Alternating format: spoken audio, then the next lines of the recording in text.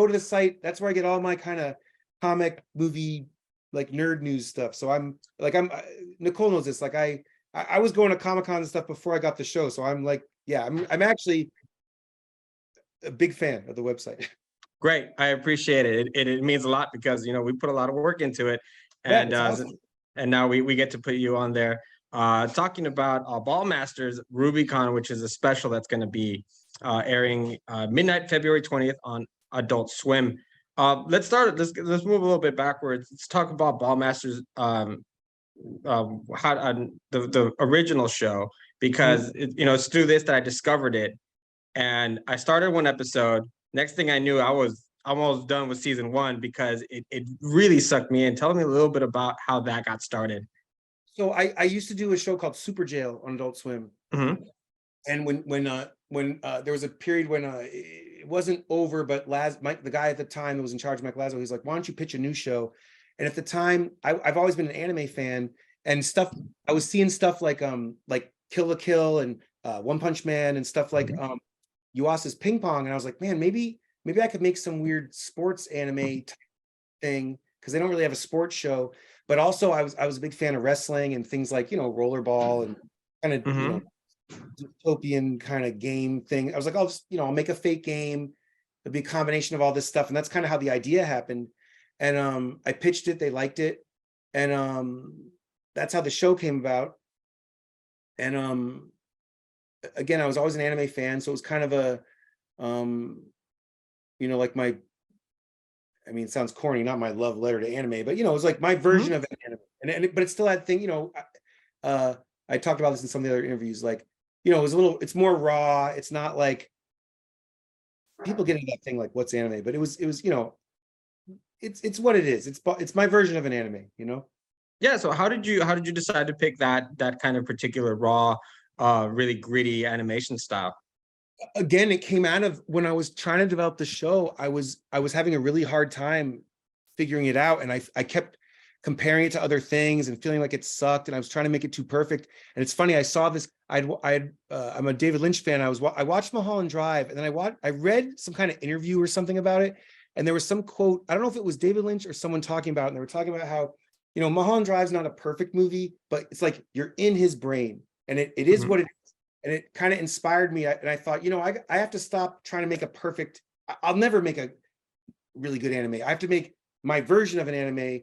And then kind of the pressure came off, and I just said, whatever, I'm going to draw it kind of crappy and just do it.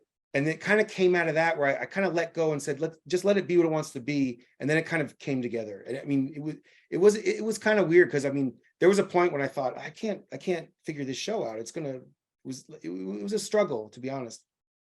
What was one of the struggles for you for the show to really put it together?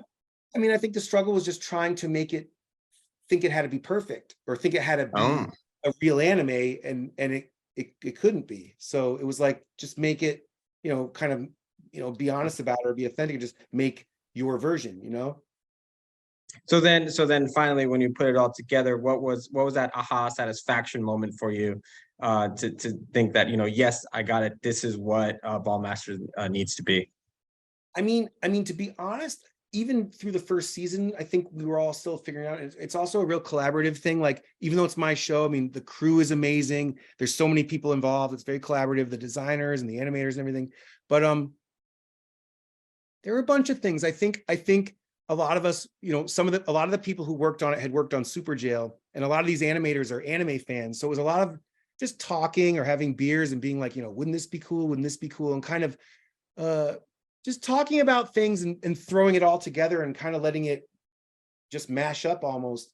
But one thing in the show, there was a thing in the show where sometimes it would be super limited and very, you might say, crappy animation. And then sometimes it was an action scene, we'd animate it really good. And it was this thing of, whenever you're making animation, budget's an issue. And we were like, well, if some of the action scenes are really intense and crazy and detailed, but then some are so simple, we're just kind of moving a character like this, all dumb. We thought that contrast might be funny. And that was a big kind of aha moment where like, oh, this could be kind of funny to do it like this, Yeah. And it works really. I liked it because it was very unique. once I really got into it, and then I got started getting to know the characters a little bit more. So that was really nice. Moving forward now, the special that you have, which is Ballmastrz Rubicon, is gonna focus on Crayzar a bit, as far as something comes back from his past, and he's got to make a couple of decisions. First off, where did Crayzar come from? Where did the idea of that character come from? Because I really enjoy him. I mean, he's clearly looks like gold dust. Because again, wrestling is a big Nice. thing. When I was thinking the show, I was thinking of things like the Warriors or wrestling. Like all these teams should be so radically different. But I was like, just this idea that there's this kind of omnipotent person, and then I was thinking of things like a king or like a Louis the 14th kind of. He's kind of goofy and regal, but he's a mix of things. He's kind of glam rock, and he's kind of Mhm. a wrestler like Goldust, but he's kind of magical and like a Cheshire cat. He's kind of all these things that contrast. Like he's goofy and silly, but he's scary in a way. He can kind of do anything. Like he has magical powers. But in the special, you kind of learn who he really is. I don't know if we should be. I mean, I'll spoil it. I don't know, but you learn who he is, and he really loves humanity, and he really is trying to save humanity and likes them, and he's. I feel like we were excited to kind of be like, Crayzar is kind of a fan favorite, but he was always this kind of goofy side guy. But we're like, if this is the person who invented the game, like he should be special. Like, what is his deal? Right. Who is he? Well, who is he really? And that's what kind of came out in this. And I think it was really fun to do, because the show would always focus on, it's like Bad News Bears or something too, or Eastbound and Down. It's like the shitty team, and Gaz is like down and out, and the Ballmastrz anime thing, like they're the kid trying to, that's a robot. But we were like, Crayzar, it might be funny to focus on him and focus a little on Ball and kind of combine characters we didn't combine before. So with that said, I don't really want to give away too much about the ending or where it goes, but are there plans to continue on to some of the things that happen? Do you maybe have a third season that you're writing up or thinking of or trying to get? I mean, I am. I mean, the whole thing was designed to be like the step off of here, setting up the third season, or at least a couple more specials. So I definitely want to do them. I totally have the stories ready to go. It's all up to Adult Swim. And so my next question is, are we going to go back to kind of focusing on the sport, or are we going to do more of a hybrid thing going forward? If you can tell me at all, what are your ideas? Did you see the special? Yes. Oh, no more sport. Basically, it's like, I mean, is this going to be a video thing or a text thing? A video thing, yeah. Oh, it is? Okay. Well, if you're watching and you don't want to know, turn it off. But like, it really sets up that it's going to become, the original title is going to be Ballmastrz Odyssey, and they're going to be on the search for the Cosmo Diary, and like it's going to become this whole space epic where the teams will have to work together and be more like a space opera anime, and all kinds of crazy space stuff, and it'll get really wild if they want to do it. I think it'll be really fun. More wild than what we've already seen. That actually sounds pretty good. I mean, the special's cool, but like in my head, I'm like, oh man, I really want to do it because I want to get it. Have you seen Mega Beast Investigator Just Beyond? No, I have not. Weird old like live action. That was a big. There's a lot of things that were influences that we were talking about, just like all the influences I said for the first two seasons of going into these weirder shows and getting weirder and weirder. So I think it's really fun, but also the characters. I mean, it'll be fun to. I think Crayzar's story is fun. Again, a spoiler, but Crayzar's relationship with his brother is going to be a big part if it goes into a series. They have a whole backstory we didn't get to put in the special because there just wasn't enough time.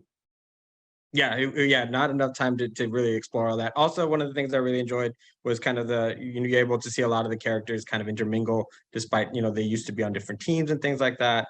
And so that was nice. I mean, I so hope it gets another season or more specials, because I think the teams on the ship will just be so funny. It'll be really fun. Mixed up these weird characters. I mean, it'll be fun. Yeah, absolutely, 100%. So anyone who wants to catch up actually on Ballmastrz can do so on HBO Max. They have the 2 seasons there to watch it. And as we said, the special Ballmastrz Rubicon will premiere Adult Swim midnight, February 20th. Christy, thank you so much for your time. Thank you so much for chatting with me. It's been fun. I'm glad you're a fan of us. And now we can feature you on there. You can come on anytime. Oh man, thank you so much. And I'm gonna, because I watch the podcast, I watch the stuff about the Star Wars stuff. I really watch your site. I'm excited. I appreciate that so much. Thank you. Thank you. All right. And yeah, we'll chat again.